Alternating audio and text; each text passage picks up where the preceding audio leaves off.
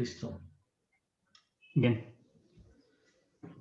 Hola, muy buenas tardes a todos los compañeros que nos hacen el favor de estar con nosotros en esta 29ª Mesa Internacional que tenemos como tema el día de hoy el Consejo de Transformación Educativa a un año de la declaración de la pandemia de SARS-CoV-2.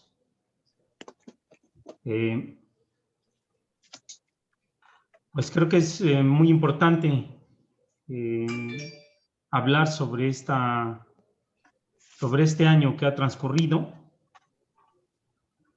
porque hemos estado activos, teníamos algunas actividades ya programadas y se han visto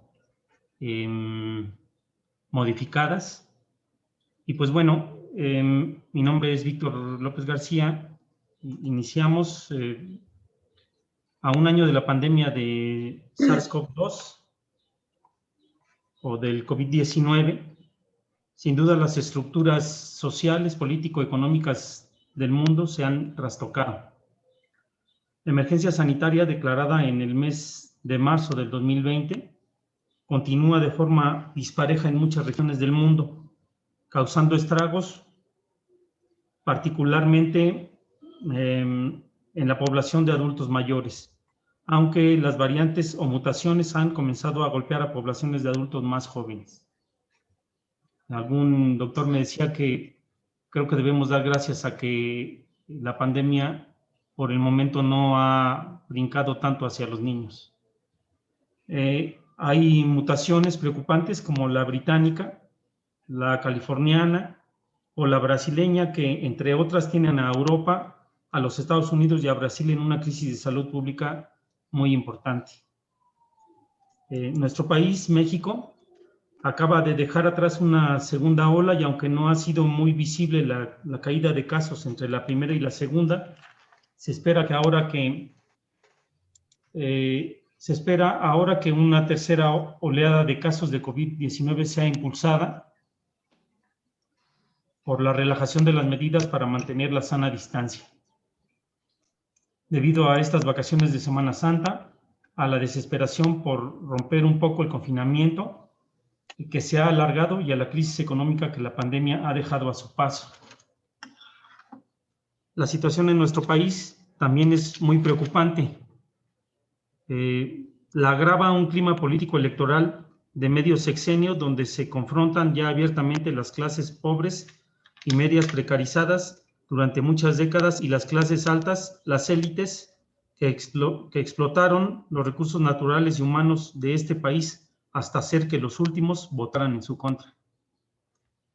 Y en medio de esta polarización estamos ahora. Por un lado, la lucha contra el virus, por otro lado, la lucha contra la corrupción. Todo ha sido trastocado, todos los aspectos de nuestra vida. Pero, ¿y lo educativo? ¿Y las escuelas, los estudiantes, los maestros, los sindicatos? ¿Qué esperamos en estos meses más de pandemia? ¿Qué hemos hecho desde el Consejo de Transformación Educativa? ¿Qué proyecciones en lo inmediato tenemos?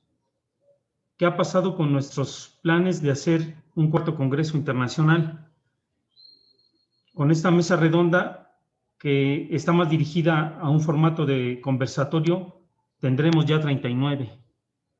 El Consejo de Transformación Educativa está vigente, aunque de forma virtual, en línea, como casi todo lo educativo por ahora. Adelante, Pati. Bien, la justificación de esta mesa la vamos a traspolar a esta tan ansiada normalidad que podría regresar pronto, pero que tal vez no sea ya una sola normalidad, sino varias de ellas. Estas mismas que la pandemia ha hecho visibles. La normalización de la violencia, de la exclusión, de la explotación de la naturaleza, etc.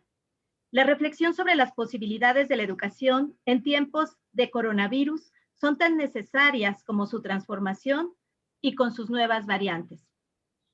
Nuestros objetivos son visualizar mediante nuestras perspectivas, comentarios, reflexiones y testimonios los efectos de la pandemia, tanto en escuelas como en nuestra vida diaria y cotidiana, relacionando los efectos de esta con la transformación educativa necesaria. Bien, pues nuestro primer ponente será nuestro compañero, el doctor José Gómez Herrera, quien es doctor en Psicología Social y profesor titular de la carrera de Psicología de la FES Iztacala. Tendremos 10 minutos para poder exponer nuestras reflexiones. Adelante, doctor José. Gracias, Víctor. Voy a dar lectura y hacer comentarios de un escrito que preparé para una revista de la UNAM. El título es Efectos psicológicos del distanciamiento social a causa de la pandemia por COVID-19. Este escrito parte de 3 premisas fundamentales. Uno, la primera, es que todos queremos ser aceptados, valorados y amados. La segunda premisa es que todos tenemos miedo a enfermar, sufrir y morir. Y la tercera premisa es que todos interpretamos la información y los acontecimientos alrededor de esta pandemia. La primera premisa implica la necesidad de estar en interacción con otros, compartiendo acciones, afectos y pensamientos. Somos seres sociales por naturaleza. La segunda premisa implica que, inconsciente o conscientemente, manifestamos nuestro miedo a enfermar, sufrir y morir todas las personas. La tercera premisa consiste en que cada persona construye una explicación del posible contagio de una enfermedad por un virus y de las consecuencias en su salud con costumbres, creencias, supersticiones y o conocimientos. Los antecedentes de esta pandemia ya nos las comentó nuestra colega Patricia Hurtado y solamente se sintetizan en las invitaciones que nos han hecho reiteradamente de quedarnos en casa, de guardar distancia segura, usar cubrebocas y lavarnos las manos frecuentemente. Por la pandemia dejamos de ir al trabajo presencialmente, a las escuelas, a los centros comerciales, a las reuniones con los amigos, a visitar a las parejas afectivas, a los compañeros de trabajo. Redujimos el uso de transporte público y personal a casi cero, entre otras muchas actividades. En pocas palabras, por la emergencia sanitaria nos vimos obligados a reestructurar nuestra vida cotidiana, nuestros afectos, nuestras actividades personales de pareja, familiares, sociales, escolares y laborales. O sea, que esta pandemia ha causado un revuelo total en nuestra vida cotidiana. Toda esta situación ha provocado una deprivación de interacciones sociales. En parte porque tenemos miedo desde el inicio por no saber en qué consistía esta enfermedad, al saber que no había medicamentos, al saber que no había tratamientos específicos y que por la globalización de personas y mercancías en el mundo, se extendió rápidamente, en cuestión de días, un virus por todo el mundo.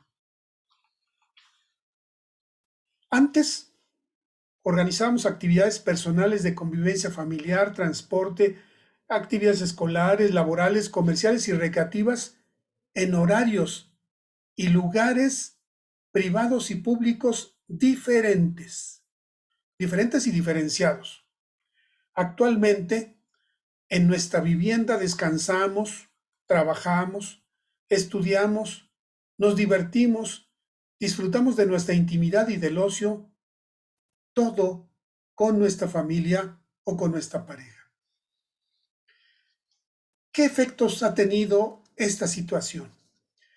El resultado es variado. Depende de la estructura y número de integrantes de cada hogar, de cada familia, de la calidad de las relaciones, de sus afectos y de sus proyectos de vida. Algo constante en todo esto.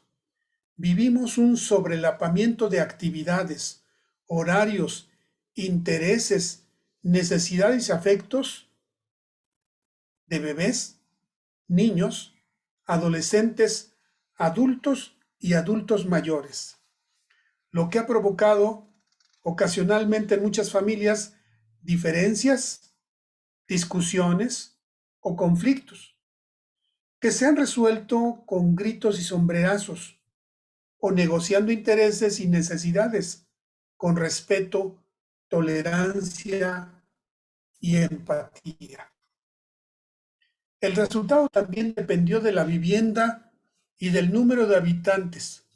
No es lo mismo estar confinado en una casa unifamiliar con patio y jardín a vivir en un microdepartamento o en una casa dúplex o entre múltiples viviendas de pequeñas dimensiones.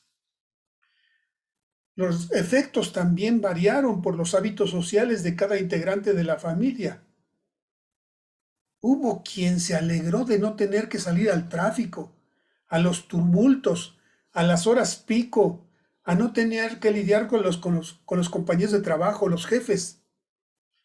Un aspecto igualmente importante es la cantidad y calidad de los recursos tecnológicos disponibles para trabajar, estudiar, divertirnos, comunicarnos, todo en línea. Y eso sí, condicionado por la accesibilidad a Internet. No todo mundo tiene suficientes teléfonos, computadoras o tabletas. Y por si fuera poco, hemos asistido a algo inédito, a fiestas, bodas, reuniones laborales y sociales e incluso velorios. En síntesis, vivimos un antes y un durante la emergencia sanitaria y todos, sin excepción, guardamos la esperanza de vivir un después de la pandemia. Como dice Gabriel García Márquez, es importante vivir una larga vida, pero es más importante vivir para contarla. Voy a hacerles un breve resumen de los efectos que hemos apreciado en la vida cotidiana, pero también en investigaciones hasta el momento. Insisto que los efectos son bien diferentes dependiendo del tipo de pareja, el tipo de familia, el tipo de vivienda y el tipo de actividades que se tienen que realizar. Primer efecto. Hay quien lo vive como apatía, negación y con teorías confabulacionistas o supersticiones.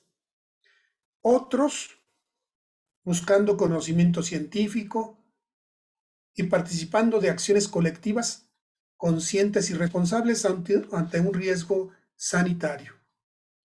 Otro efecto, algunos se han aislado y otros han reestructurado su convivencia familiar de manera positiva. En algunos hogares se han impuesto necesidades e intereses personales, en otras ha prevalecido la empatía y la solidaridad familiar. La OMS nos reporta que se han incrementado los vicios y las adicciones, pero también podemos constatar que en muchos hogares ha aparecido el control, el autocontrol y la moderación de ingesta de alimentos y de alcohol y otras drogas. Respecto de la ingesta de alimentos, algunos hemos abusado de la cantidad y no nos hemos medido en la calidad de estos. Otros nos hemos dedicado a buscar la calidad y a moderar la cantidad para comer. Y hemos convertido en actos sociales de convivencia y de comunicación las comidas familiares. Estamos también en una situación muy particular de infodemia. ¿Cómo se está traduciendo esto? Que estamos siendo bombardeados constantemente por falsos expertos que nos dan información falsa y desvirtuada acerca de la enfermedad, de los tratamientos y de las consecuencias. Otros más estamos buscando información de fuentes confiables, sobre todo científicas, expertas. Otro efecto que también se puede ver es que se está procrastinando responsabilidades laborales, escolares o familiares, pero en muchas familias está apareciendo el trabajo responsable, el trabajo en las escuelas y las oficinas, y se están integrando para compartir espacios y horarios. Un efecto más que tenemos es la inactividad física versus el ejercicio regular de muchos de nosotros. También se está reportando que en muchos colegios hay deserción escolar y en muchas oficinas o trabajos hay una improductividad generalizada. Pero también se está reportando que hay mayor compromiso escolar de muchos profesores y alumnos, y también está habiendo una alta productividad de muchos trabajadores. Un aspecto importante es que asistir a fiestas o actos religiosos en locales cerrados es algo irresponsable, y muchos de los creyentes de nuestro país actualmente están siguiendo su festividad, como esta Semana Santa, por internet, algo que aplaudimos para no tener un repunte, un pico de contagios.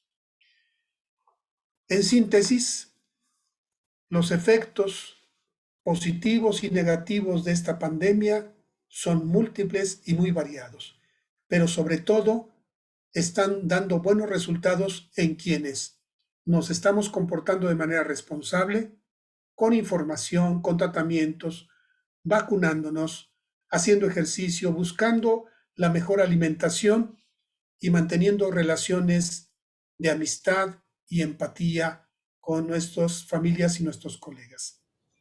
Un abrazo a todos. Agradecemos la participación de nuestro compañero, el doctor José Gómez Herrera.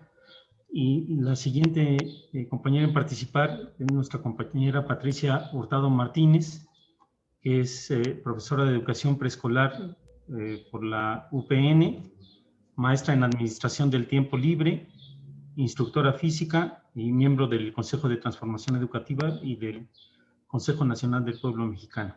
Adelante, Pati. Gracias. Buena tarde para todos.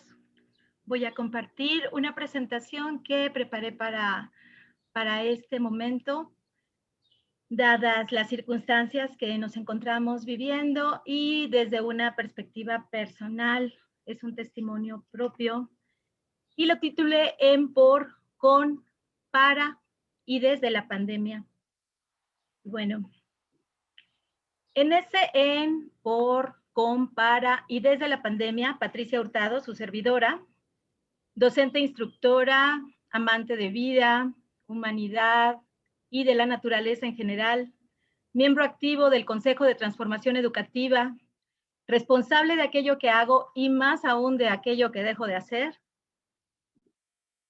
Cuando inicia todo esto y lo titulé el en, simplemente yo no lo creí. Pensaba que todo este sustento era simplemente parte de una ideología de dominio, una conspiración.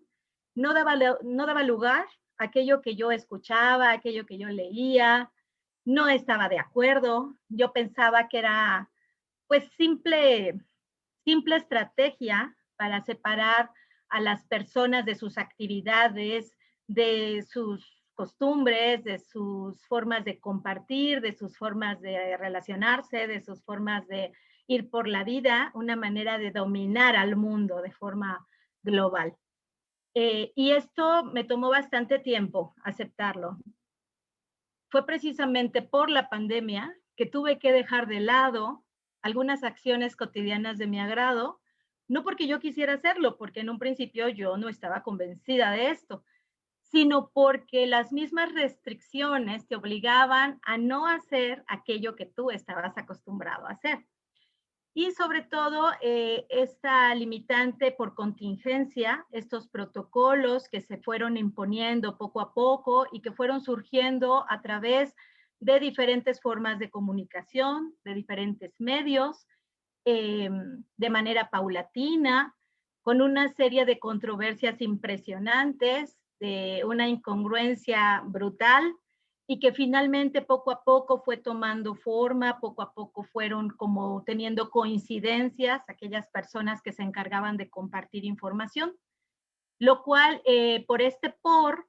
nos ponía en riesgo, no solamente a nosotros, sino a nuestras personas amadas. Entonces, por la pandemia, yo debía acceder al manejo de la tecnología de una forma diferente. Ya no era aquello a lo que estabas acostumbrado, ya no era la manera en la que te desempeñabas de forma cotidiana a través de la tecnología, sí, pero hubo nuevas propuestas para poder llevar a cabo una forma de comunicación diferente que te permitiera continuar enlazado, pero a la vez muy conducido, de una forma demasiado cuidada, de una manera muy limitada. Tuve que aprender también a cuidar la manera de tener precauciones y poder cuidar a los demás, como el uso de los protocolos de sanidad, el lavado de manos, el uso de cubrebocas, etcétera, todo lo que ya conocemos.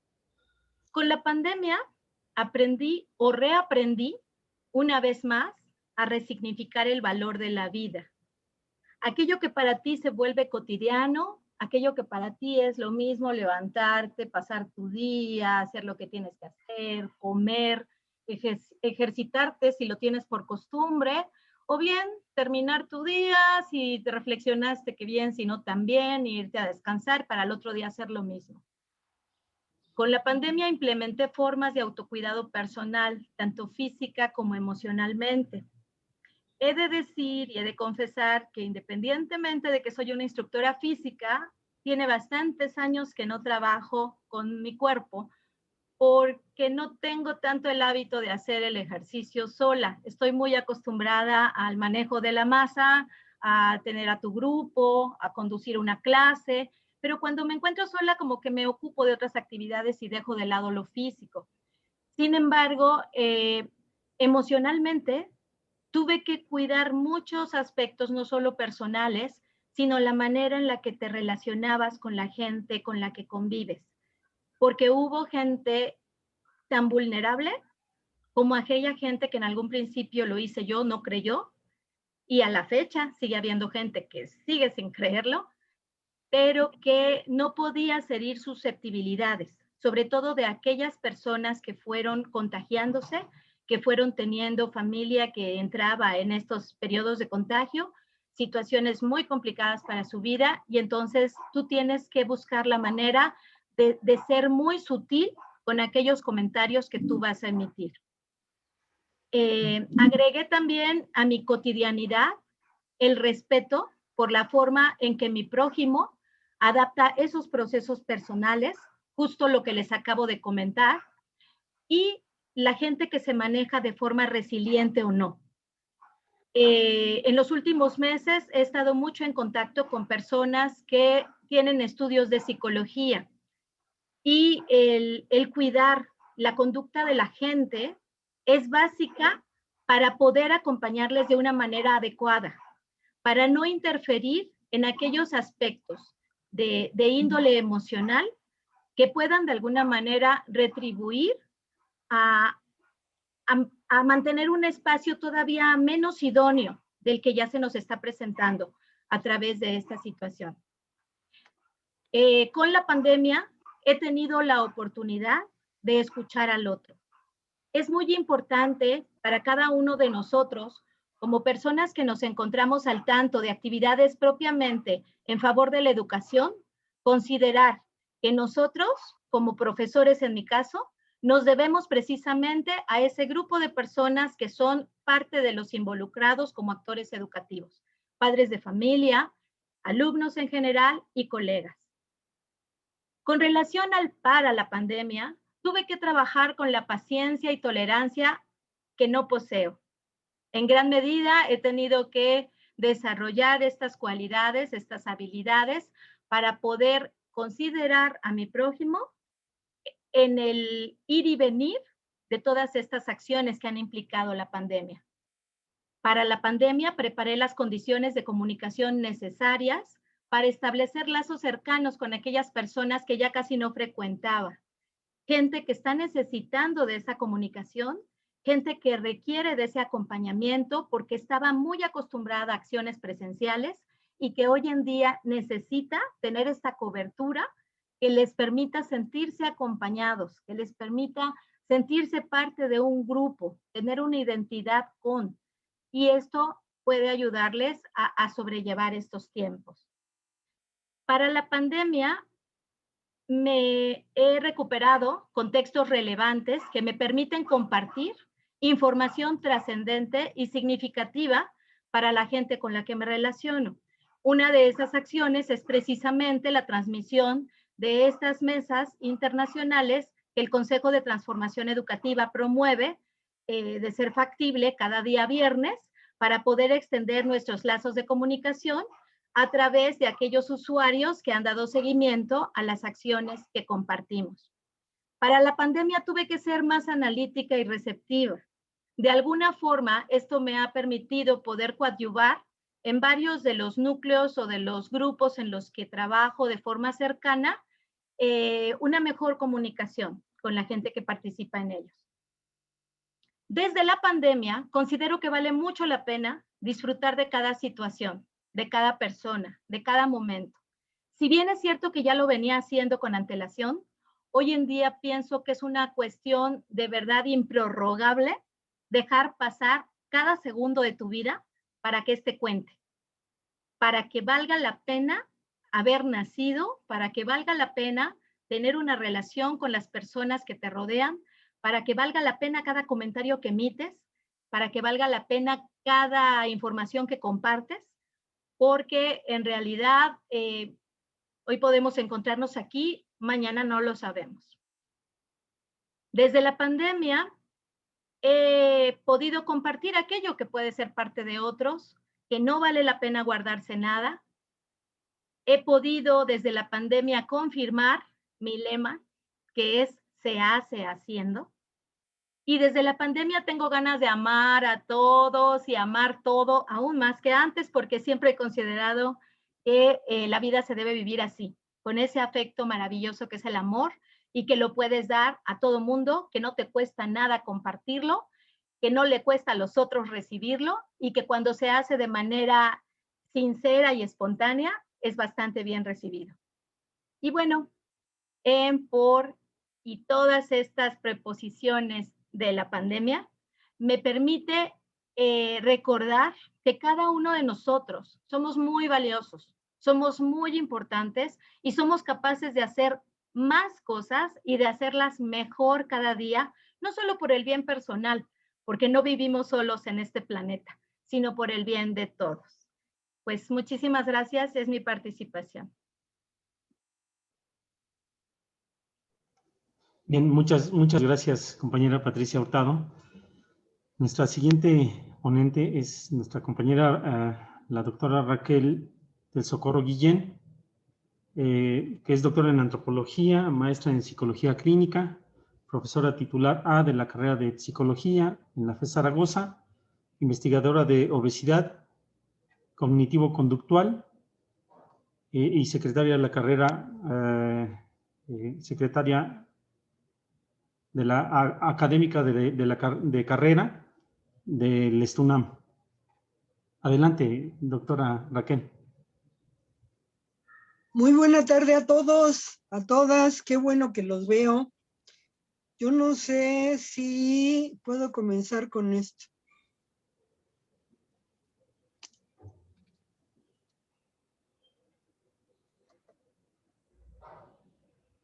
¿Ya? Hoy es Viernes Santo. Ajá. Y Jesús se pregunta, ¿me oyen? Entonces, bueno, un pequeño chistorete en una situación tan terrible como es esta que estamos viviendo. Yo no sé si se acordaron que es Semana Santa y sería una semana de guardar, ya sea en Acapulco o en las casas. Y parece ser que estamos hartos de guardarnos desde hace un año en estas circunstancias. Se me hace demasiado importante, no muy importante, demasiado importante el evento convocado por el Consejo de Transformación Educativa para poder hablar y reflexionar acerca no nada más de lo que hemos hecho de forma personal y tan valioso, lo que nos ha presentado la maestra Patti y el maestro José, sino que precisamente en este resguardo estamos dando luz, estamos dando vida a una condición totalmente trágica que no sabíamos que la íbamos a vivir y que afortunadamente la seguimos viviendo. Entonces, déjenme hacer un recorrido en estos términos. A finales del año de 2019, se da a conocer la propagación del síndrome respiratorio agudo severo producido por el virus SARS-CoV-2 o coronavirus 2, que después fue nombrado COVID-19 en la región de Asia. Posteriormente, a inicios del año 2020, se presenta con gran intensidad en países europeos, cuyas cifras de contagios y mortandad la convierten en pandemia, diseminándose a los demás continentes. En México, a la fecha del 17 de febrero de 2021, el número de contagios fue de 2.208.668 personas, con 177.061 defunciones. Al día de hoy, 2 de abril del año 2021, las defunciones se cuentan con 203.664 y el número de contagios ha superado en 2.244.268 contagios. De manera que las condiciones, para mí, el hecho de la propagación del virus desde principios del año 2020. Yo trabajo en la UNAM y tenemos la condición de que suspendimos actividades casi precisamente hace un año. El 23 de marzo del 2020 nos vamos a confinamiento, realizamos las actividades de manera virtual y gracias a este siglo contamos con un medio de comunicación que es el Internet y los sistemas digitales y los sistemas virtuales. Parece ser que la vida continuaba de forma normal, de forma regular, con estos medios virtuales. Sin embargo, resulta que tiene la característica de este virus SARS-CoV-2 la enorme desventaja de su enorme propagación, que es muy fácil, se esconde en X condiciones, de manera que la persona se contagia o es portadora del virus sin tener la función perceptual de verlo, de localizarlo y mucho menos de prevenirlo. Como bien sabemos, había muchas personas que en un inicio decían, de algo me voy a morir. No lo creo, eso no pasa en mi casa, eso no tiene nada que ver conmigo, eso está allá afuera, en Asia, eso está allá en otros países, esto está para las personas ricas que viajan. Todas las consideraciones fueron cayendo poco a poco. Poco a poco las familias se fueron contagiando, las colonias, de ricos a pobres, de pobres a clases medias, a personas intelectuales, a personas que no tenían educación ni formación. Y todas estas posibilidades dieron lugar a que es un virus de una alta probabilidad de contagio. Segundo, de un efecto negativo a las condiciones de salud. Ahí se repite algo que para mi modo de ver fue muy significativo por el hecho de que empezaron a anunciar en las sesiones informativas de salud acerca de los factores de riesgos asociados. En primer lugar, la hipertensión, en segundo lugar, la diabetes y en tercer lugar, la obesidad. Conociendo el tema de la obesidad y haciendo mucha prevención y teniendo una línea de investigación al respecto, nos dedicamos casi completamente a poder abordar la relación existente entre la obesidad y esta enfermedad infecciosa. Entonces se conjugaron las dos pandemias, la pandemia de la obesidad, que en México somos el país con mayor número de niños obesos, teniendo un primer lugar, y en la obesidad en adultos un segundo lugar. Entonces, era de dimensiones totalmente potenciales, o como se diga, en cuestión de la malignidad que estaba representando este virus.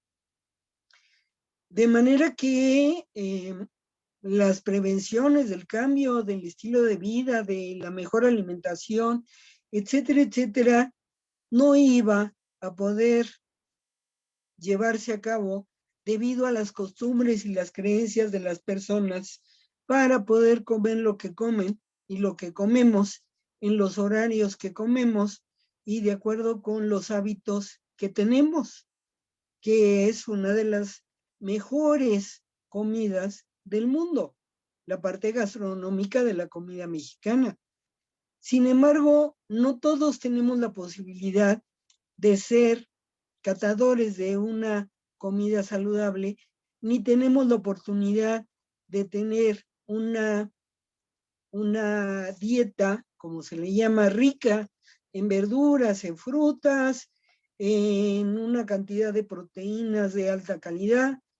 Comemos lo que podemos, lo que nos alcanza el dinero, lo que tenemos la posibilidad de tener el acceso. De manera de que precisamente en abril, a través de un grupo de psicólogos, tenemos la oportunidad, gracias, tenemos la oportunidad de dar atención y de esta atención empezamos a ver casos. Y quiero repetirlo en dos ámbitos. Tuvimos problemas individuales o privados y tuvimos problemas públicos, es decir, de una salud pública y dos, de problemas emocionales y de problemas de contagio. Hoy, a 12 meses de los contagios, tenemos problemas de rompimientos de salud, de vida, de matrimonios, de familias, rompimientos donde todas las tensiones se ven colapsadas con un incremento en el número de accidentes personales, de autolesiones, de adicciones y de una serie de consideraciones que son adversas a la condición humana. ¿Y por qué adversas? No nada más en la pandemia, sino también las maneras de cómo los manejamos. Habremos de tener otra oportunidad para poder hablar acerca de más reflexiones y testimonios en los cuales ha sido muy importante mantener la comunicación con nuestros colegas, con nuestros familiares, con las redes sociales, que nos ha permitido tener un cuidado en la salud y además prevenir y cuidar la salud de los otros. Estamos para servirles, estamos para ayudarlos, pero además estamos en armonía y con la enorme posibilidad de poder seguir adelante. Gracias a todos. Muy buena tarde. Muchas gracias, doctora Raquel. Bien interesantes los comentarios de los compañeros que han hablado hasta el momento. Nuestra siguiente participante es nuestra compañera Rosa Adelaida del Valle Puente, que es licenciada en Psicología con especialidad en Logoterapia, maestra en Educación, docente de la especialidad y diplomados en Casa Víctor Frank. Trabaja con niños, adolescentes y familias desde hace 25 años en su consultorio particular. Adelante, compañera Rosa Adelaida. Muy buenas tardes a todos. Primero que nada, me da muchísimo gusto verlos. Y quisiera yo ser en esta pequeña participación la portadora de lo que se está trabajando con niños y adolescentes, ¿no? Durante todo este año yo he repetido constantemente en todos los foros en los que he participado que todos estamos en la misma tormenta, pero no todos vamos en el mismo barco. Y lo mismo sucede con nuestros adolescentes, nuestros niños. El COVID llegó para quedarse. ¿Qué sí hemos hecho? Que creo que es lo más importante para mí compartir con ustedes, es que hemos cooperado y hemos salido adelante cualquier cantidad de psicólogos, pedagogos, maestros, padres de familia, los mismos niños y adolescentes que han decidido pedir ayuda, apoyo o sostén para poder resolver las situaciones que esta terrible pandemia puso en sus manos. Sí hemos actuado y sí se han movido muchos recursos internos de todos nosotros, así como nos decía nuestra querida Patti, los personales también. Yo continúo aprendiendo de niños y jóvenes la forma de darle frente a una situación sin precedentes. Ellos se hacen preguntas igual que todos nosotros y ellos mismos pueden responder. Todos estos recursos estaban latentes, quizás ocultos en cualquiera de nosotros, y a través de una situación de crisis, que es una de las cosas que para Víctor Frank son únicas y vías regias para encontrar sentido en la vida, muchos de ellos han podido conectar, reconectarse, comunicarse, activarse, ser maestros de todos nosotros. Durante años han permanecido sentados en el aula, siendo receptores de un montón de información, y esta pandemia lo que ha puesto en sus manos es la posibilidad de mostrarnos qué hacer con todos esos recursos en los que ellos navegan, como Cristóbal Colón hace muchísimos años, aquello que decían el Nuevo Mundo. Ellos son portadores de esta información, tanto niños como jóvenes. Ellos han avanzado como pueden, con lo que saben, con lo que tienen en la mano, están dispuestos a mostrarnos estos recursos, a compartirlos con nosotros. Han activado aplicaciones, visitas a museos, música del mundo, en fin, son grandes conocedores de lo que podemos encontrar en las redes para poder llevar, sobrellevar, sobrevivir y enfrentar este paradigma de vida. Algunos, por supuesto, están atorados, como bien menciona la doctora Raquel, es importante reflexionar todos estos tópicos sociales que continúan siendo parte de la historia humana. La violencia, el desapego, en fin, tantísimas cosas que ella mencionó, que sí, muchos están atorados, confundidos, aterrados, apanicados, con mucha incertidumbre. La muerte ha tocado las puertas de sus casas, de sus vidas. Y por supuesto, la mirada que ellos tienen acerca de esta situación no es nada esperanzadora, es totalmente distinta a que sí hay una posibilidad de vivir de una manera distinta después de esto. Sin embargo, en medio de ese sufrimiento, yo confío que con los recursos que puedan movilizar aprendan nuevas formas de sentido. Son una generación llena de semillas para el futuro. Obviamente, en cuanto a la educación, todos nos estamos reeducando en todos los sentidos posibles y eso es una gran ventaja. No solo los grandes conocedores o expertos han tenido que mirar a la ciencia desde otro lado, sino también nosotros podemos volver a mirar la educación como forma central de nuestras vidas, ¿no? El esfuerzo de aprender lo estamos haciendo todos y en conjunto, y eso verdaderamente es importante apuntarlo en algún lugar y que no se nos olvide. Somos exactamente, la educación es una transformación. Es importante reconocer dolorosamente que no vamos a volver a lo mismo.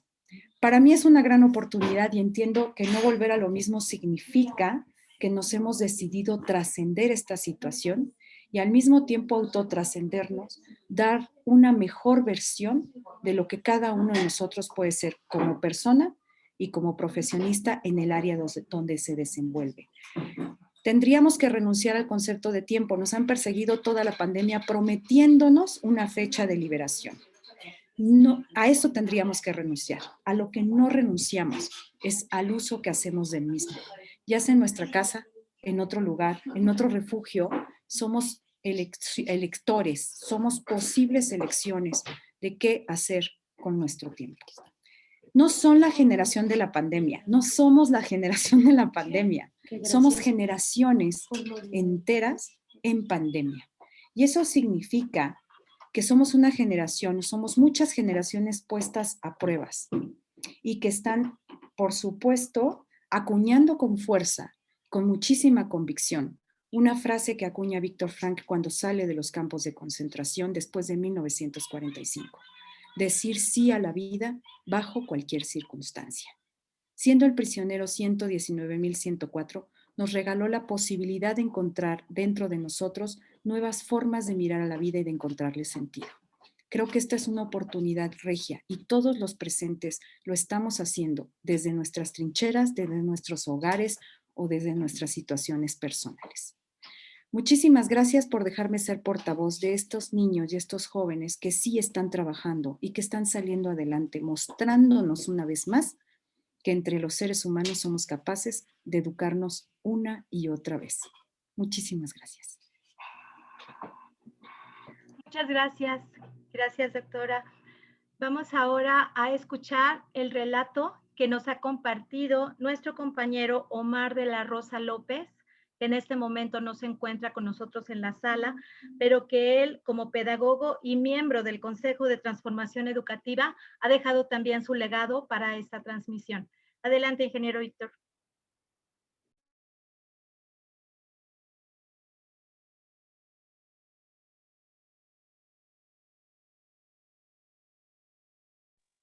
Si puedes activar, por favor, tu micrófono. Sí. Listo, voy a dar lectura al documento que nos manda el compañero Omar. Tuvo un problema y no puede acompañarnos. Lo ha titulado La pandemia y yo. Dice así: estimados colegas y amigos del Consejo de Transformación Educativa, estimada teleaudiencia que hoy nos hace el favor de acompañarnos en esta reunión especial. Buenas tardes a todos. Aplaudo la iniciativa de Patti, de Ale y de Vic para llevar a cabo esta mesa intitulada El CTE a un año de la pandemia de SARS-CoV-2. Hoy, de una manera laxa pero reflexiva, compartiré mi experiencia vivida durante el último año, caracterizada por el quédate en casa como consecuencia de la pandemia que impregnó a la humanidad de un cúmulo de emociones que al menos en los últimos 50 años no se habían sentido con tanta intensidad. Recuperar los relatos de vida mediante narrativas abiertas y personales siempre es un asunto escabroso por la emotividad que trastoca a las almas una vez que se pone en escena la experiencia, pero a su vez también necesario si lo que se pretende es comprender los significados, los sentidos de mundo y de vida que las personas entretejemos en épocas o momentos históricos específicos. Estoy de acuerdo con Jorge Larrosa cuando advierte que la experiencia nunca es una experiencia compartida, sino que siempre es una experiencia de alguien. jamás de todos, sino que en todo momento es particular, exclusiva, subjetiva, sobre todo formativa. Formativo no en un sentido de fabricación, como si de objetos inanimados hablásemos. Se fabrican mesas, se fabrican autos, se fabrica dinero, pero no se fabrica al hombre. No existen las fábricas de hombres o de establecimientos donde se fabriquen hombres a destajo, aunque algunas escuelas de pensamiento así lo crean. Como las propuestas que con base en el desarrollo de competencias bajo el amparo de teorías constructivistas impregnan a la escuela de valores e idiosincrasias eficientistas, acríticas y automatizantes. La formación es humanizante porque es por ella que nos hacemos humanos, que nos creemos humanos, que nos reconocemos como humanos y, por ende, reconocemos al otro en su calidad también de humano.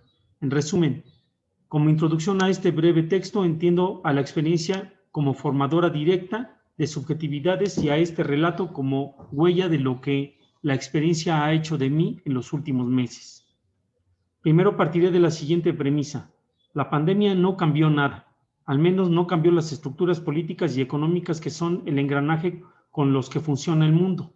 Ocasionó desempleo, pobreza, pero no hizo ricos a los pobres, pero tampoco pobres a los ricos. En otras palabras, la siguieron pasando mal quienes históricamente siempre la han pasado mal.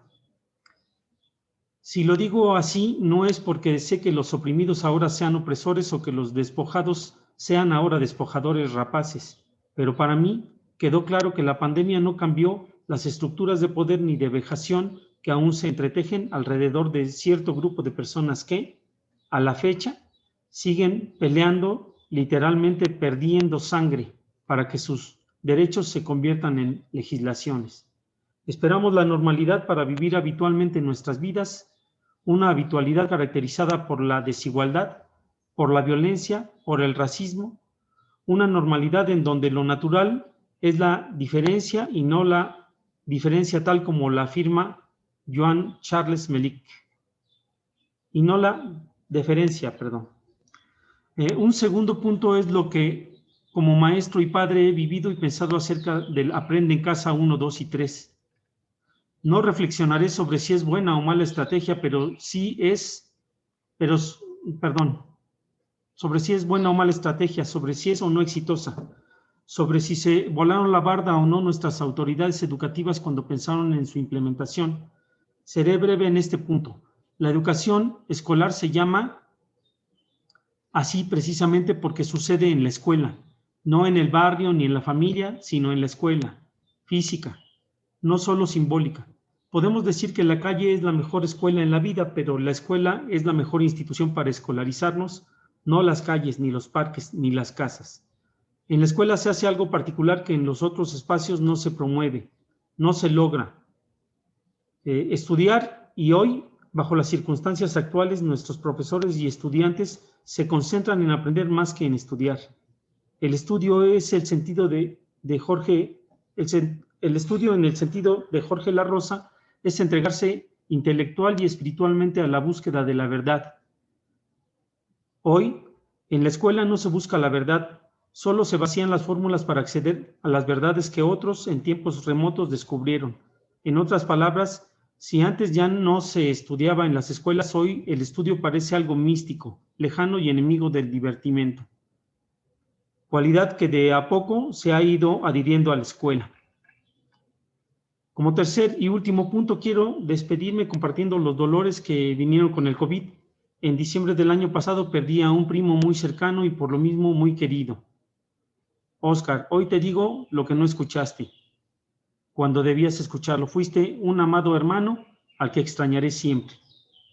El 3 de marzo falleció mamá, pero estas historias de luto no son privadas a mí. Millones de familias alrededor del mundo han perdido a seres queridos. Hoy, en este momento, puedo estar seguro que mientras nosotros conversamos en esta mesa virtual hay personas que están muriendo a causa de complicaciones ocasionadas por el COVID. La experiencia de la pandemia, seguro estoy, nos recordó de maneras muy agrias lo vulnerables que somos como seres vivos. Por eso Zeus mandó a Hermes a enseñarnos la virtud de la política, virtud que se logra solo mediante el encuentro que el diálogo puede propiciar. Digo esto porque no todo lo que trajo la pandemia es malvibroso. Si el quédate en casa no hubiese tenido motivación de contactar, sin el quédate en casa, perdón, no hubiese tenido motivación de contactar al doctor Murueta, quien me invitó a ser miembro del Consejo de Transformación Educativa. Sin el quédate en casa, no estaría yo hoy aquí agradecido y feliz por la hermandad y camaradería que encontré en el Consejo de Transformación Educativa. Agradecido por todas y cada una de las mesas en donde especialistas nacionales e internacionales han departido sobre diversidad de temas. Agradecido por las redes de colaboración que han alimentado otros proyectos académicos que un servidor comenzó, inspirado en lo que aquí, en el Consejo de Transformación Educativa, conocí. Muchas gracias por su atención, muchas gracias por acompañarnos en este espacio virtual que simbólicamente es un espacio de formación, de lucha y de transformación. Les deseo excelente tarde, muchas gracias por su tiempo, hasta pronto. Gracias por compartirnos el mensaje de Omar de la Rosa, que en este momento no se encuentra con nosotros, pero que es parte y pilar importante de las acciones del Consejo de Transformación Educativa. Y bueno, acto seguido vamos a escuchar también a nuestro compañero, el ingeniero Víctor López García. Él es ingeniero ambiental y maestrante en educación ambiental, miembro del Consejo de Transformación Educativa y también de la Red de Universidades Alternativas. Continuamos escuchando. Muchas gracias. Soy yo de nuevo. Bueno, tengo un pequeño escrito. Yo creo que mi formación como ingeniero ambiental me ha puesto, desde que salí de la universidad, en el camino de lo ambiental. Todo lo veo de manera ambiental. Y pues bueno, también la pandemia la he estado analizando desde lo ambiental y yo lo titulo este pequeño escrito así como lo ambiental, el paso de lo emergente a lo urgente. A mediados del siglo XX, la problemática ambiental emergía a nivel mundial. La sobreexplotación de recursos, el consumo desmedido de combustibles fósiles y la degradación de los ecosistemas comenzó a reflexionarse y a discutirse. Ahora, comenzada la tercera década del siglo XXI, a estos temas se les han unido otros más como el efecto invernadero, el calentamiento global, el sobreconsumo, el cambio climático, la extinción de las especies, pero estos problemas iniciales de sobreexplotación de recursos, el consumo desmedido de combustibles fósiles y la degradación de los ecosistemas siguen siendo temas básicos que ahora se han reintensificado. Yo personalmente celebro que en el Consejo de Transformación Educativa haya oídos y corazones dispuestos a abordar el problema ambiental en su nivel muy local.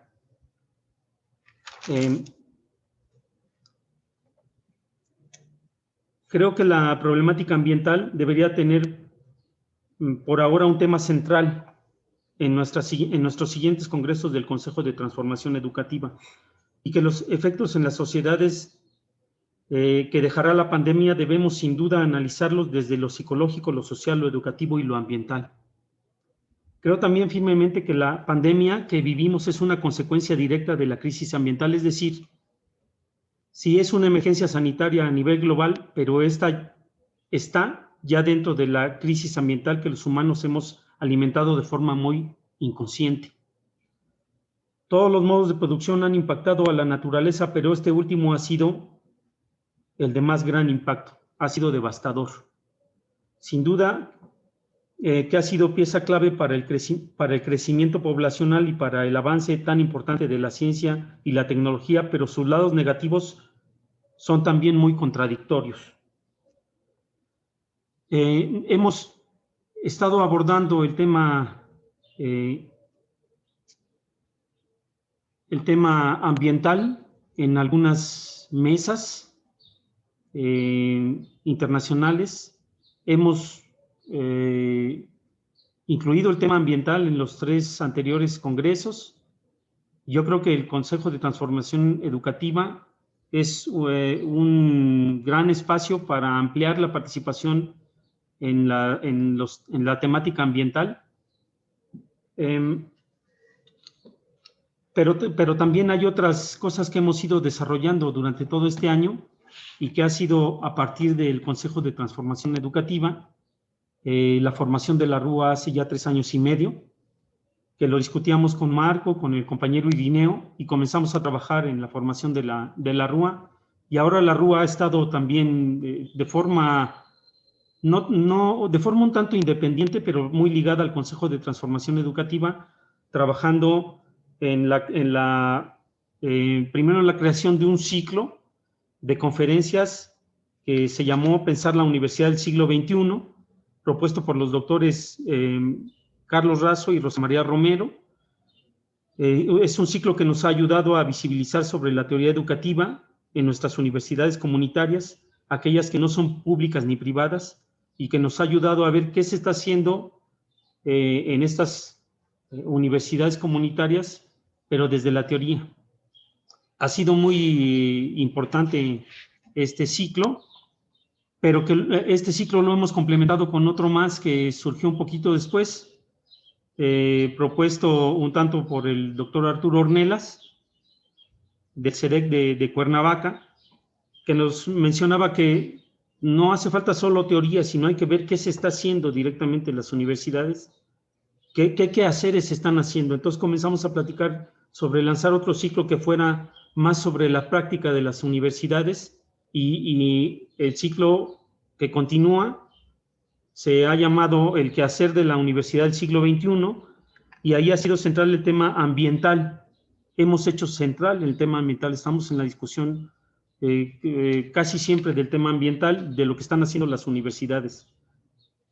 De la educación ambiental, algunas de sus corrientes que están llevando o que están promoviendo las universidades, pero no solo eso, hay otras temáticas que han surgido tanto en el ciclo de Pensar la Universidad y el quehacer de la Universidad del Siglo XXI, que son la educación para la paz, la interculturalidad, las violencias, la autogestión académica y curricular, la organización social comunitaria, la soberanía alimentaria, la prevención de la salud, los saberes ancestrales, las autonomías y resistencia de los pueblos, los feudos académicos y la crítica a la universidad elitista, y la universidad comprometida con la sociedad, el conocimiento comunitario, la legitimidad de las comunidades en torno al reconocimiento social.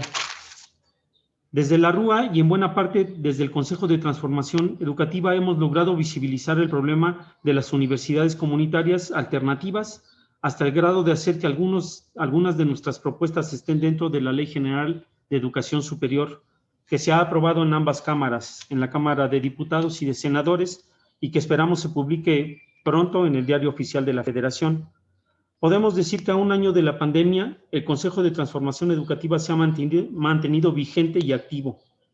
Quizá haya algo que el Consejo de Transformación Educativa deba hacer para acompañar más a la red de universidades alternativas y a las universidades alternativas.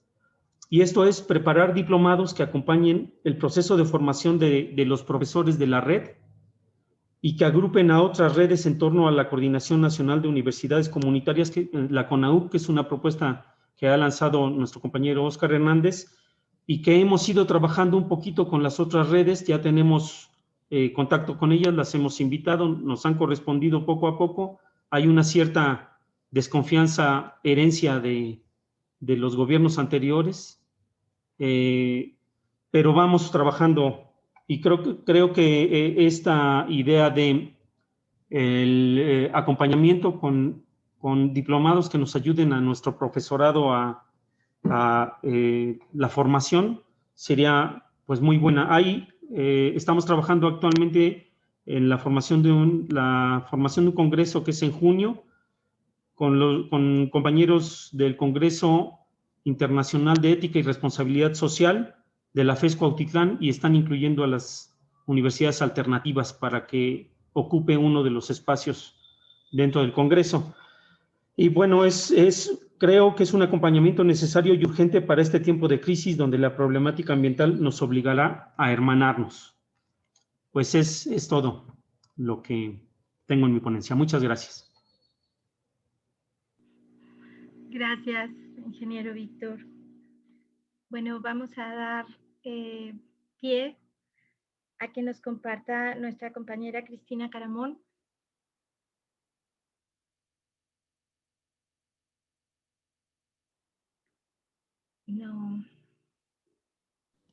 No sé si se encuentra en la sala.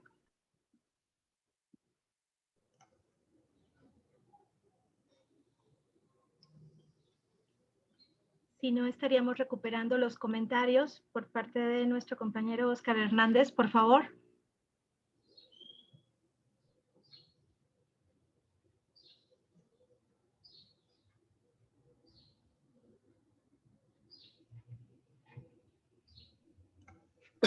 Hola, ¿me escuchan? Sí, adelante, por favor. Como estoy en el campo, temo que falle la señal. Voy a privilegiar entonces el micrófono para tratar que no se interrumpa.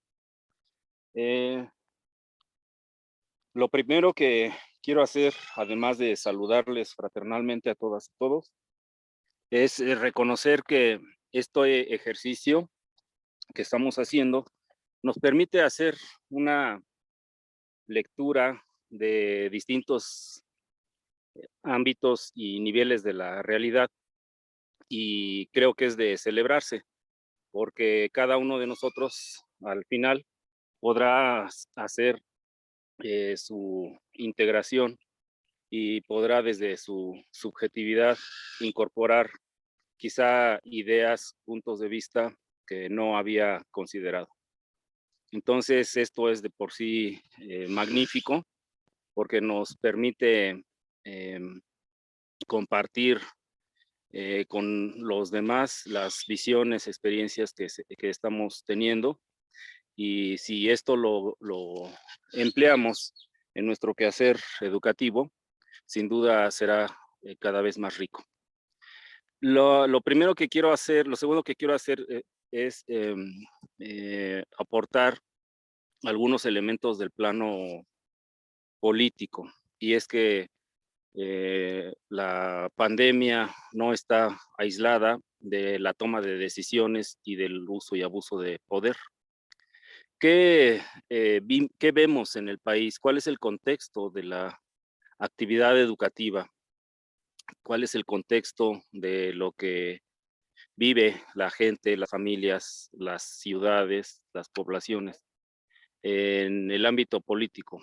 Veníamos de inaugurar, estábamos quizá algunos muy optimistas, quizá otros muy pesimistas con el arribo de la 4T en 2018 en la presidencia de la República. Estábamos inaugurando un congreso de la Unión sui generis, en donde había mayoría, o hay mayoría todavía de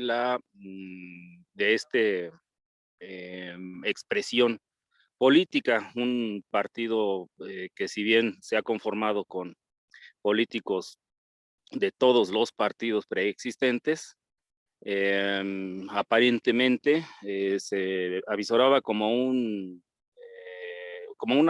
se avisoraba como una perspectiva de nuevo cuño, de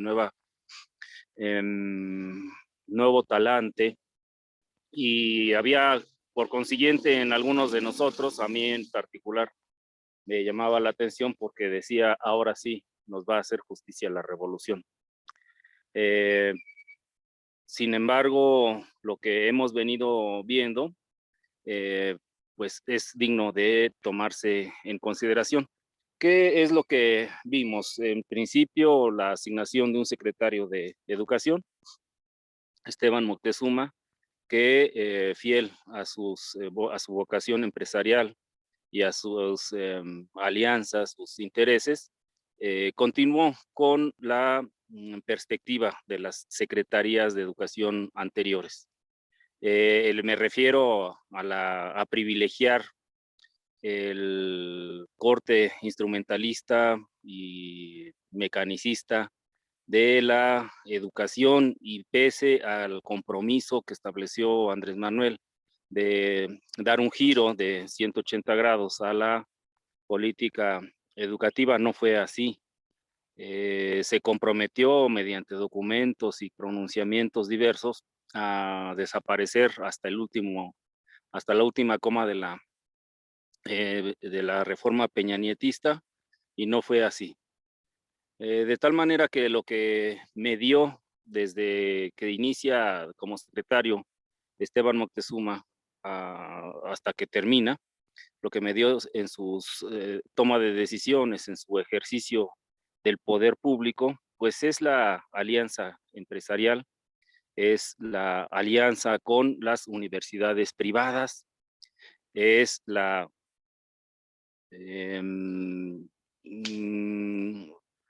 evasión de los compromisos que Andrés Manuel asumía, por ejemplo, con la CENTE, y cede completamente el terreno a los grupos conservadores en el surgimiento de la nueva Ley General de Educación y luego sus leyes secundarias. A esto hay que agregar que en nuestro país hay gobernadores, hay congresos locales que pueden estar más o menos distanciados de la línea de la 4T. En aquellos gobiernos donde se ha entronizado otro partido, por ejemplo en el Estado de México, donde el PRI sigue teniendo la gobernatura, no así la mayoría en el Congreso, hay disputas que hacen imposible la concreción de la 4T en todos sus órdenes, particularmente en el educativo. Voy a dar un ejemplo. En el Estado de México no hay posibilidades de que los maestros eventuales se conviertan en maestros de base. Así hayan ya trabajado durante más de 6 años. Y estamos hablando de miles de compañeros que no tienen posibilidades de resolver esta situación por esta tensión que existe entre gobierno estatal y gobierno nacional. Uno queriendo estrangular al otro, el otro queriendo defenderse, pero también poniéndole toda clase de zancadillas al contrincante, y quienes quedan en medio, pues es los maestros, particularmente en este caso. ¿Qué ha mediado para que se constituya luego la política educativa tras la emergencia de la pandemia? Una intención, desde mi punto de vista, perversa, de darle continuidad a capa y espada a los currícula, a los planes y programas de estudio. A Esteban Moctezuma, a los secretarios de educación de los distintos estados, les mueve, les domina esa férrea intención de implantar como de lugar los planes de estudio, como si la escuela no se hubiera desconfigurado, como si el maestro continuara en aula, como si los estudiantes continuaran en las escuelas, como si el tiempo histórico, como si el tiempo, no solo cronos, sino la vida de las personas, estuvieran en la misma condición que estaban antes de la pandemia. Es un sinsentido que muchos han señalado y que nosotros, los que trabajamos en escuelas autogestionarias, hemos tenido que afrontar, y creo que ha sido exitoso y afortunado. Una buena parte de nuestros compañeros, cuando se percatan de que no es pertinente continuar con estos planes y programas de estudio, optan por distintas alternativas en las que media escuchar a los estudiantes, a los padres, madres de familia, al propio docente, a la propia docente, que tiene que hacerla de papá, mamá, ama de casa, a su vez maestro, maestra, pero en línea, cosa que complica la existencia y que ha generado incomodidades enormes en algunos casos, en otros desesperación al grado de llegar a las lágrimas, a la angustia y sin duda, como ya lo explicaron el doctor Pepe y la doctora Raquel, Patti, en alguna medida, a la angustia, a situaciones verdaderamente enfermantes, ¿no? Bueno, lo que media entonces a la política oficial es esta perversa obsesión por darle continuidad a sus planes y programas, como si eso fuera a constituir a los nuevos sujetos de la historia y como si eso fuera a dar, salvar de la caída al sistema educativo. No podríamos olvidar que me dio también esta intención de beneficiar a las empresas transnacionales de los recursos digitales, de la virtualidad, la política que se implementó de la escuela en casa. Qué bueno que Omar dice que cómo puede haber escuela, de esa escuela en casa. En todo caso tendría que ser de otra forma, ¿no?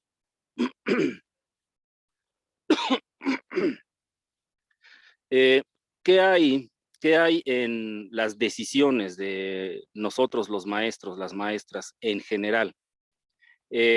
También una visión, una idea de que no podemos hacer otra cosa más que darle continuidad a planes y estudios oficiales. Porque en el momento que se nos presenta alguna posibilidad, imaginamos, pensamos que eso es lo que sirve, eso es lo que funciona, eso es lo que se califica para poder obtener el papel, el certificado, la constancia, etcétera, y poder tener la validez de los estudios.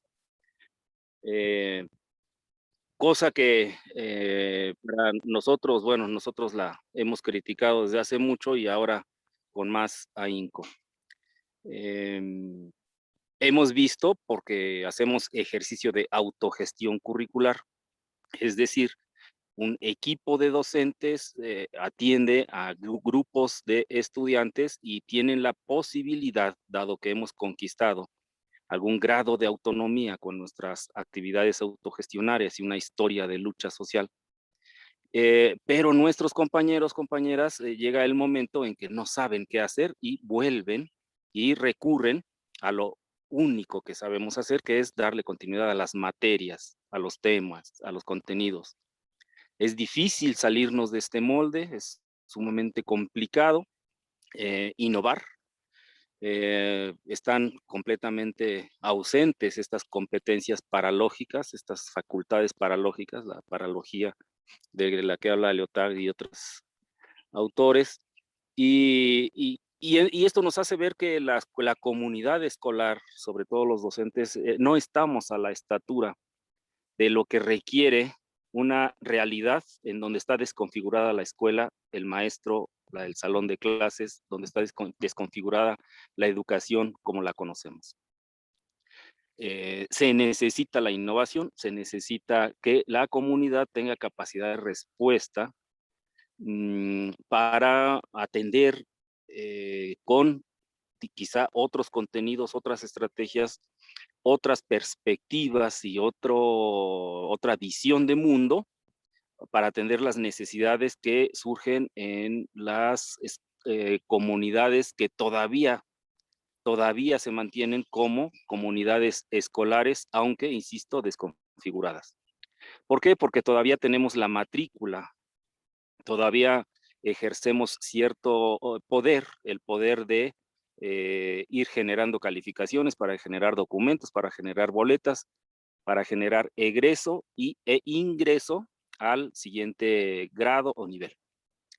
Así que esta condición administrativa de la escuela todavía no se ha desconfigurado del todo y es el recurso con el que contamos para que podamos seguir articulando esta protoescuela que está, insisto, en franca desconfiguración.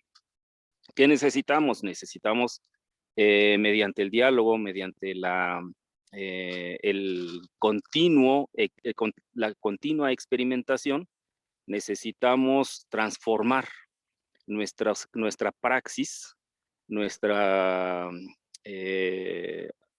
actividad educativa para que demos cauce a otras emergencias. Y entre estas otras emergencias, para nosotros ha sido importante tomar en consideración lo emocional.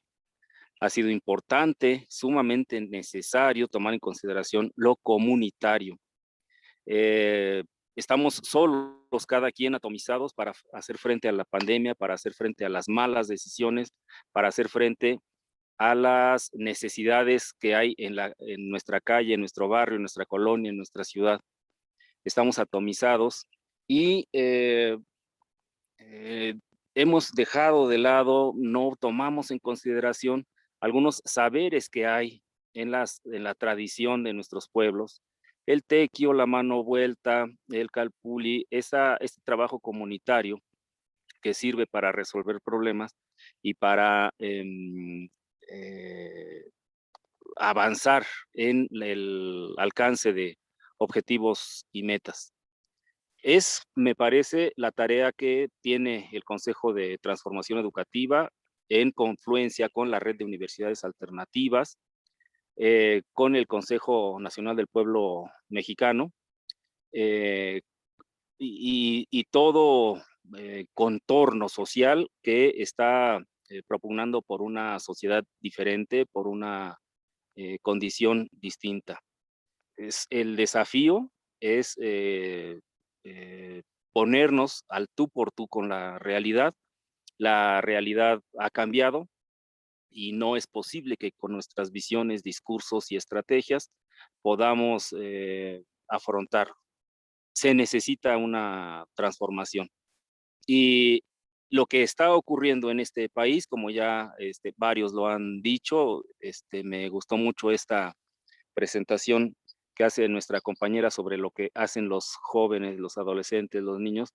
Están innovando, están diciéndonos, cambien su visión, miren desde otra perspectiva, modifiquen sus coordenadas. El mundo está paralógico, la realidad está paralógica, hay que modificar lo que estamos haciendo y esto implica, nos obliga a que el Consejo de Transformación Educativa recurra al diálogo con comunidades concretas en donde se está experimentando innovaciones, donde se están experimentando formas de encarar los problemas que surgen con la pandemia, desde los asuntos de la salud hasta los asuntos económicos de la producción y por supuesto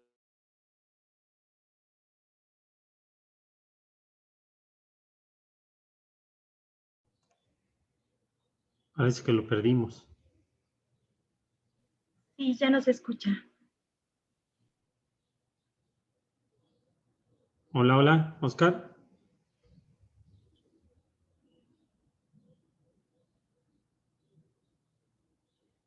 Si estaba en el celular y traía poca pila, lo más seguro es que lo estemos perdiendo. Sí, La ahí distancia del internet.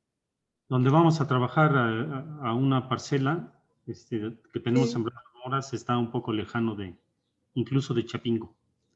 Entonces, pues, posiblemente por eso.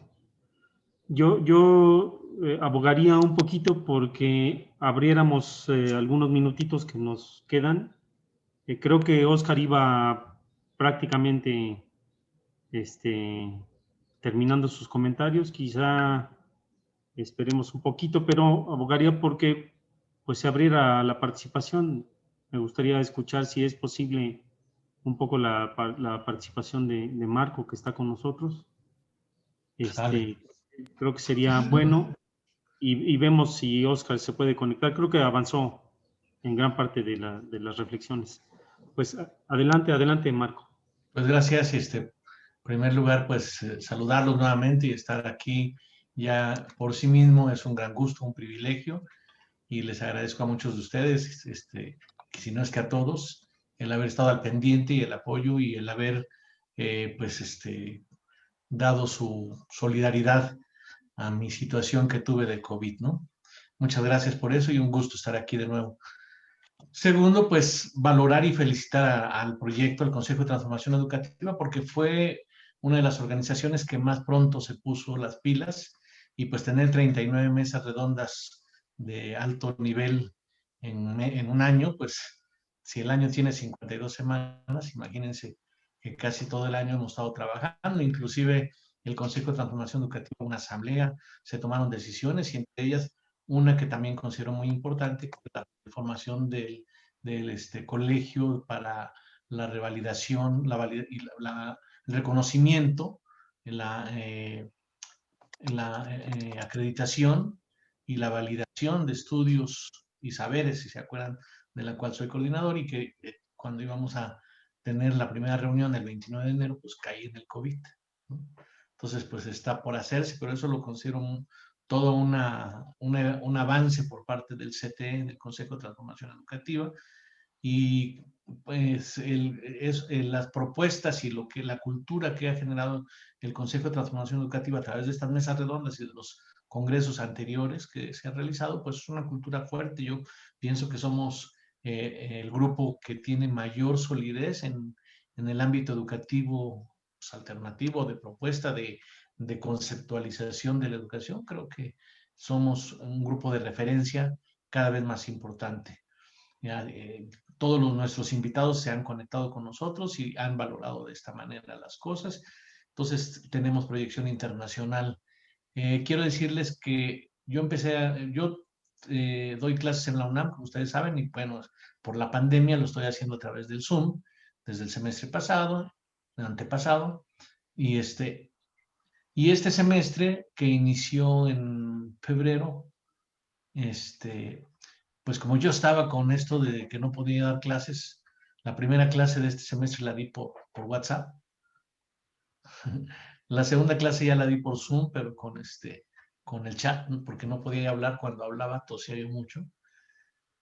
Y entonces dije, bueno, pues tengo 2 clases por semana y no podía tener tan intensidad. Una opción es que pidiera yo como una licencia y me sustituyera otro maestro. Pero dije, pues de aquí a que hago el trámite de la licencia, y también yo veía desde que ya la evolución era que en poco tiempo iba a estar mejor, lo cual se ha alargado más de lo que yo esperaba, pero yo eso sentí, decía, bueno, 1 o 2 semanas. Entonces pensé, ¿qué material o de qué otra manera le puedo dar clases a mis alumnos? Y entonces pensé en que las mesas redondas del CTE pudieran ser útiles para sustituir algunas de mis clases, y así ha sido. Y ha sido muy interesante. Entonces, los 3 primeros martes les di clases, y los 3 primeros jueves estuvieron en clases con las mesas redondas de transformación educativa, pero no todos vieron la misma. Tengo 10 alumnos y cada uno pues escogieron, entonces vieron 30 mesas redondas entre los 10 alumnos. Cada quien escogió 3. Y el martes, entre otras cosas, porque no solamente hacíamos eso, pero hacíamos cada alumno exponía lo que le había llamado la atención de las mesas redondas del CTE. Y pues para mí, imagínense hacer un recuento y ver cómo los estudiantes medio apaticones en un inicio se iban encendiendo en su interés a través de las mesas redondas del Consejo de Transformación Educativa. Pues fue muy, muy interesante ver este recuento a través de ellos, ¿no? En 3 clases me eché 30 mesas redondas del Consejo de Transformación Educativa, pero muy interesante, les llamó mucho la atención, se familiarizaron con todos los temas que estábamos viendo, que además pues son temas que están a la orden del día, son temas pues candentes e importantes, todos los que se han revisado. Entonces eso fue muy bueno. Y eso me relaciona con otro tema que quisiera yo abordar en este comentario, que espero sea más o menos breve, que es la relación entre la educación, la escuela y lo que está ocurriendo en la vida, en el entorno, ¿no? Parte del problema desde muchos años de la educación y que ahora se vio enfatizado con la pandemia, es que la escuela va por un lado y la vida va por otro, ¿no? Entonces, yo creo que mucho, en lugar de estar viendo solamente sumas y restas, o pues las partes de la hoja o del árbol, de los árboles, o la geografía, pues lo que los estudiantes de todos los niveles tendrían que estar viendo es qué onda desde la perspectiva de su nivel educativo con lo que está pasando en el mundo, ¿no? En este caso con la pandemia, los niños tendrían que estar analizando qué significa un virus, por qué coronavirus, por qué contagio, cómo vacuna, qué implica una pandemia, qué implica, eso tendría que estar en el contenido de la escuela y además compartir sus experiencias, ¿no? Porque algo que no ocurre y que fue un problema ahora en mi caso, que ahorita lo voy a mencionar, pues es que la gente no comparte experiencias de lo que está viviendo y eso pudiera ser mucho más útil porque además la escuela, históricamente, no solamente de ahora, su mayor nivel formativo no es, no es la exposición de los docentes, desgraciadamente. Su mayor nivel formativo es la comunicación informal que se da en la escuela, ¿no? La comunicación entre compañeros y también con los docentes, pero no esta parte de relaciones cotidianas, organizativas, y no tanto, que forman más y se recuerdan más que cómo se saca la fórmula, cómo se saca el volumen del cono, ¿no? O como se puede ver en las conferencias de Hugo López-Gatell y bueno, de la Secretaría de Salud del Gobierno de México, pues que aprendieron estadística muy mal porque nunca la aplicaron, ¿no? Sus gráficas, sus estadísticas desde el principio fueron muy malas. Y ahora yo creo que están peor, hay que estar como adivinando, ¿no? Cómo están haciendo ahí sus análisis estadísticos, esto que ponen, no sé si han visto la conferencia de López-Gatell, pero ponen un porcentaje que se mantiene en 2%, 1%, pues porque están sacando un porcentaje que es absurdo de cuántos hay probablemente contagiados ahorita de los 2 millones y fracción que se han contagiado, y ese porcentaje pues es poco valioso porque pues va a estar entre 2, 1%, y si lo siguen hacia el futuro, pues va a ir a 0.95, 0.50, se va a ir reduciendo porque pues va creciendo el número histórico de contagiados y el número de contagiados vigentes pues, siempre va a ser una cierta proporción muy pequeña. Entonces ese porcentaje es absurdo que lo estén diciendo, y así otras cosas de López-Gatell y de sus gráficas. Decía que la pandemia implica un crecimiento exponencial, y pues lo exponencial, o sea, no sabía lo que dice exponencial, es otra cosa. Si ahorita tenemos pues alrededor de 2 millones o quizá 3 millones de contagiados en México a lo largo del año, pues si fuera exponencial, sería mucho mayor. Finalmente, 3 millones o 4 millones, pensando que no todo el mundo se reporta, pues son apenas el 2%, cerca del 2% de la población. Si fuera exponencial, sería gigantesco, ¿no? O sea, no desproporcionado, un poco como el crecimiento geométrico es el del ajedrez. No sé si se acuerdan esto de que en la primera un arroz, luego 2 arroces, luego 4 arroz. Eso es crecimiento geométrico, y ya cuando terminaron el tablero ya no alcanzaba todo el arroz del reino para poderlo. Entonces exponencial es mucho más. Y cada rato repetía Hugo López-Gatell que era exponencial. Y parte de todo esto es que no la Secretaría de Salud, y no dejaron pues, ni que el Consejo de Transformación Educativa ni que psicólogos nos involucráramos suficientemente sobre eso. Llamaron a los psiquiatras, que son médicos y que tienen situaciones de comunicación más o menos parecidas, que no saben bien explicar. Yo creo que ha faltado mucho, y eso quisiera proponer yo una mesa redonda, el compartir experiencias COVID. Porque ahorita los que me han precedido, creo que afortunadamente para ellos, no han tenido la experiencia de estar contagiados COVID. Bueno, yo ya tuve la experiencia y creo que habría que compartirla, ¿no? No la voy a compartir ahorita toda, pero muchas cosas que yo viví tuvieron que ver en que no sabía varias cosas que se viven, y que si hubiera ese espacio para que la gente sería parte de la educación, es decir, ¿qué pasa? ¿Qué pasa si eres intubado? ¿Qué pasa si no eres intubado? ¿Qué pasa si necesitas oxígeno? Por ejemplo, yo en un momento dado me vi en la necesidad de oxígeno que yo ya no podía conseguir. tuve que recurrir, y además mi esposa también estaba con COVID, bastante delicada, bueno, afortunadamente los hijos, pero fue un verdadero problema conseguir oxígeno, y yo ya no podía movilizarme porque ya estaba con una saturación muy rápidamente bastante baja. Entonces, afortunadamente, pues, mis hijos consiguieron una ambulancia, que sería parte de compartir, que trajo oxígeno y me permitió tener oxigenación más o menos pronto. Yo creo que eso de eso dependió que yo esté vivo. Si no me hubiera llegado la oxigenación, imagínense que me salgo a buscar hospitales. No. Hubiera sido muy complicado, ¿no? Entonces, lo que a mí me salvó es que a mis hijos se les ocurrió mandar a una ambulancia que trajera oxígeno, y lo trajo pues, a donde yo estaba, ¿no? En ese momento. Apenas estaba yo empezando a pensar qué voy a hacer si no puedo respirar suficientemente, cuando me dijeron, ya va la ambulancia, ahora sí que respire, un alivio. Y ya después de eso, bueno, una vez teniendo un poco de oxígeno, pues ya hay tiempo para que se busquen otros recursos. Pero ese es un elemento clave, que mucha gente murió porque salió a buscar hospitales, no los recibían, etcétera, enviaban a otro hospital, y en ese inter su saturación para abajo, no había suficientes opciones para conseguir oxígeno, no sabían. Yo afortunadamente tenía un oxímetro, porque tampoco yo hubiera sabido, pero sí tuve un oxímetro que me dijo, estás bajo de saturación, y entonces ya se los comuniqué y eso dio ese resultado. Entonces, alguien que se contagia de COVID, pues comprarse un oxímetro de inmediato, incluso antes. ¿Sí? Tener a dónde buscar oxígeno, tener dónde se va a conseguir el oxígeno, tener una referencia por lo menos, ¿no? Y saber esto de la ambulancia, que yo no se me había ocurrido. De hecho, la ambulancia dijo, ¿a dónde lo vamos a trasladar? ¿A qué hospital? Y pues no necesariamente a un hospital. Por una médica que es parte de la familia, no, pues todavía no sabemos si va a ir al hospital o no, pero lleve la ambulancia oxígeno. Y eso fue bueno. Entonces quiero proponer una mesa sobre experiencia, sobre formación a través de experiencias de personas que han tenido COVID, inclusive secuelas, ¿no? Desde luego hay casos como el de López Obrador, de López-Gatell, de Sheinbaum, que dicen, no, pues yo tuve tantita calenturita y pues nada, un poquito de tos y ya.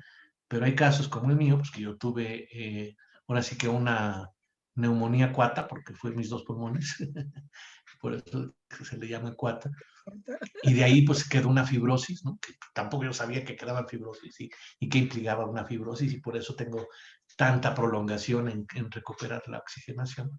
Pero el pronóstico es bueno, pero lento. Me dicen que quizá 90% o quizás 100% de recuperación, pero lento. Pero la fibrosis ya no se quita, es compensatorio, ¿no? Entonces eso hay que saberlo. Y así muchas otras cosas que les podría ir narrando de la experiencia que a mí me tocó, y que yo creo que vale la pena. Entonces, que la educación se ocupe de lo que está ocurriendo. Y algo que quiero comentar en relación con lo que decía Oscar, que teníamos grandes expectativas de López Obrador, no era mi caso, ¿eh? No, yo nunca tuve grandes expectativas de López Obrador, pero a mí me parece muy valioso, y no dejo de valorarlo, que se haya terminado la época de los gobiernos anteriores, del PRI y del PAN, y que no vuelvan. Porque a pesar de que López Obrador para mí, no me permite grandes expectativas, lo que está pasando más o menos es lo que yo esperaba. Por ahí lo escribí en un artículo, por si a alguien le interesa, que escribí en enero de 2019, o sea, cuando acaba de entrar López Obrador, y se llama Más allá de López Obrador, y ahí digo más o menos esto que está pasando, ¿no? Parece como adivino, ¿no? Como vidente, pero vean el artículo, lo escribí en enero de 2019 y más o menos. Pero aún así, no hay que, o sea, este manejo de los matices de la relatividad hay que manejarlo, ¿no? Entonces digo, ¿mejor Peña Nieto que López Obrador? Pues no. Y así, si me voy hacia atrás, ¿no? ¿Mejor Calderón que López Obrador? No. Fox, tampoco. Cedillo, tampoco. Salinas, tampoco. De la Madrid, tampoco. López Portillo, tampoco. Echeverría, tampoco. Díaz Ordaz, menos. López Mateos, pues poquito se parece, pero con la huelga, la represión a los ferrocarrileros y al magisterio, y así, ¿no? Por lo menos te vas hasta Lázaro Cárdenas, y a pesar de que López Obrador no es lo que uno hubiera querido, tampoco es, o sea, es el mejor relativamente de los últimos, desde Cárdenas hasta ahora, lo cual no es porque él sea excelente, que bueno, en algunas cosas es muy hábil y muy inteligente, pero los demás estaban peores, ¿no?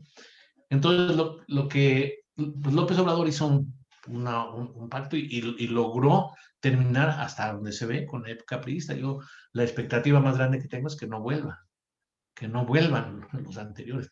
Habría que ver cómo va a seguir, ¿no? ¿Qué va a pasar después de López Obrador? ¿No? ¿Qué va a pasar después de que termine su sexenio o su ciclo de vida? Por si sigue influyendo después. Pero eso es lo que nosotros sí tenemos que hacer.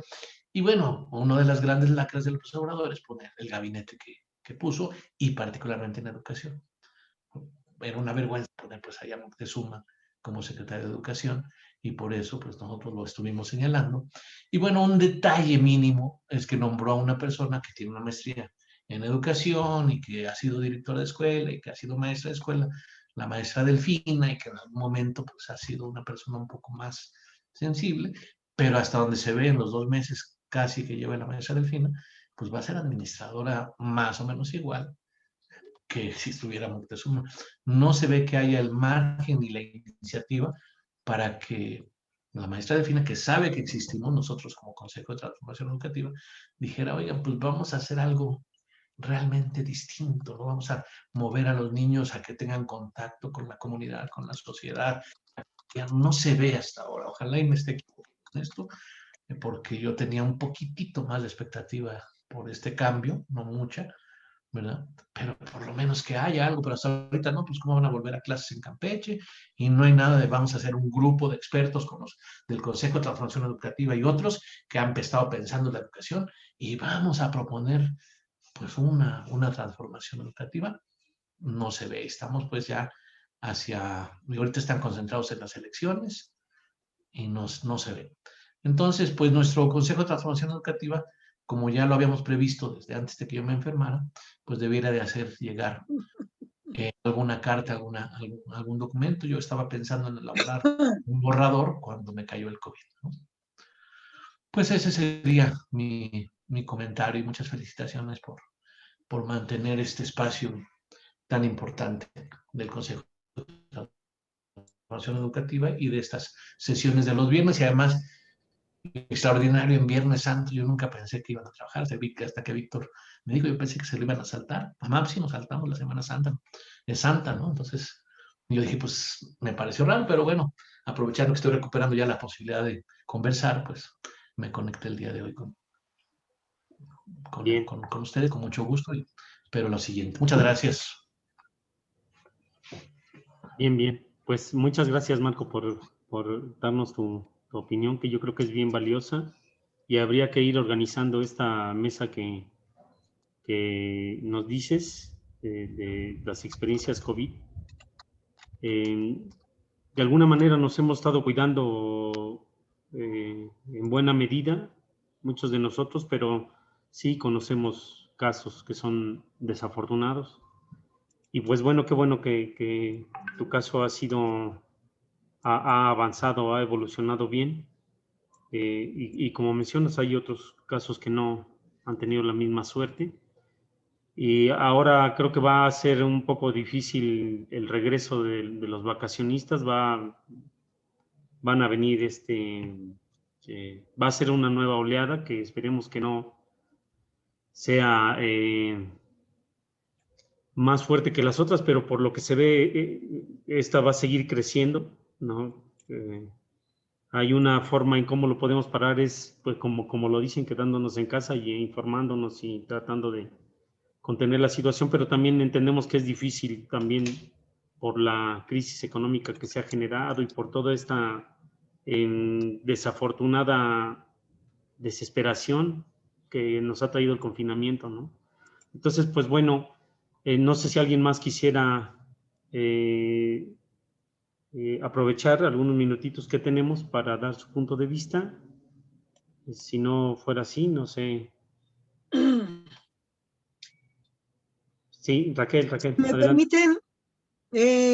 Primero, precisamente ver que a veces las oportunidades nos dan precisamente los beneficios de continuar.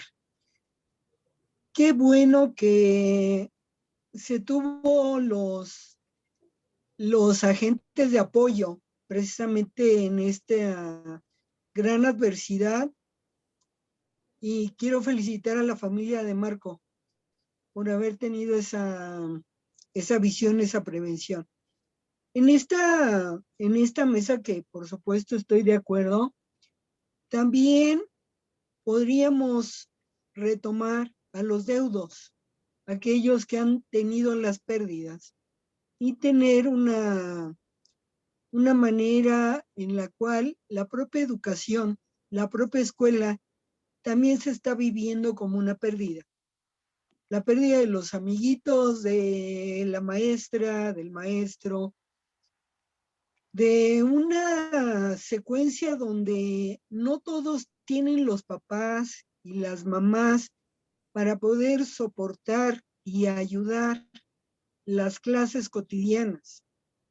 Entonces, eso también es una pérdida en cuestión de una adquisición de conocimientos en los cuales la pregunta es en dónde se van a aplicar, cómo se van a aplicar.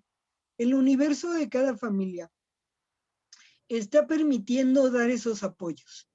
Entonces, no todas las familias tienen esta posibilidad de brindar apoyos ni los tiempos para poderlos subsanar. Entonces, abro el abanico en términos de que quienes hemos tenido la posibilidad de no estar contagiados, pero sí hemos tenido la cercanía con personas que han estado contagiadas. Unos contactos directos, contactos indirectos, en donde también el ejercicio psicológico que podemos realizar abre un campo en el cual la vida sigue, la vida tiene sus apoyos y nos refuerza la actitud profesional que podemos dar en cada uno de los ámbitos. Muchas gracias. Bien, bien. Muchas gracias, doctora Raquel. No sé si haya algún otro comentario, si no, pues para cerrar la mesa, que ha sido pues poquita, pequeñita, con pocos asistentes, pero bien sustanciosa, perdón. Y creo que nos ha ayudado un tanto como decía un poquito Oscar también, esta idea de tomar las ideas de los demás nos ayuda a ir como abriendo nuestras posibilidades de reflexionar más este suceso que ha sido histórico. También me parece que la doctora Raquel decía que no habíamos pensado en vivir esto. Es cierto. Yo había escuchado sobre las pandemias de la peste bubónica en la Europa por lo menos del siglo VIII al siglo XIII, que dio muchas vueltas y muchas vueltas, pero jamás me imaginé que fuéramos a vivir lo que tenemos en este momento, con las pérdidas y con este trastocamiento de las instituciones. Y yo creo que pues va a seguir y hay que ir viendo cómo planeamos, ¿no? Que creo que hasta el momento los ejercicios que hemos tenido, los trabajos que hemos hecho en el Consejo de Transformación Educativa han sido importantes. Creo que nos mantenemos vigentes, un poquito pareciera más que en latencia, ¿no? Creo que hay otras instituciones, otras asociaciones que no han tenido la misma suerte, que les ha dado muy duro la pandemia, y creo que pues hemos hecho un buen trabajo. Pues bueno, agradecemos la participación de nuestros compañeros, de la doctora Raquel Guillén, del doctor José Gómez, de nuestro compañero Marco, de la compañera Patricia, el compañero Omar, que está indispuesto y que, pues, bueno, nos ha también mandado su escrito, y también la participación de compañeros como Tede, la compañera Nancy, la compañera Otilia, Leobardo, que también ha estado con nosotros, y Cris. Pues agradecemos mucho. Creo que tenemos la reunión, ¿verdad? Me dice Patti. Sí, Creo que me podemos gustaría- presentar, por favor, ¿puedes presentarles la próxima mesa? Sí, es solo que está inhabilitado para ver si podemos presentar, Marco. Sí, para compartir pantalla. Ya. A ver. Vamos, aquí la tenemos. La mesa número 40. Aquí está, Patti. ¿Sí? Sí, gracias. Tenemos por parte del Consejo de Transformación Educativa en esta 40 emisión el canto como actividad profesional desde la educación. Les hacemos una extensiva invitación a todos aquellos que, como en las mesas anteriores, han dado seguimiento a estas actividades. Y bueno, va a ser una mesa bastante interesante con talentos tanto del país de México como a nivel internacional. Los esperamos. Bien. Dejamos de compartir. Pues muchas gracias por estar con nosotros en esta 39ª Mesa Internacional. Los esperamos la siguiente semana y damos por concluida esta mesa en este momento. Muchas gracias y muy buenas tardes. Buenas tardes, hasta luego. Gracias, muy Buenas buena tardes. tarde.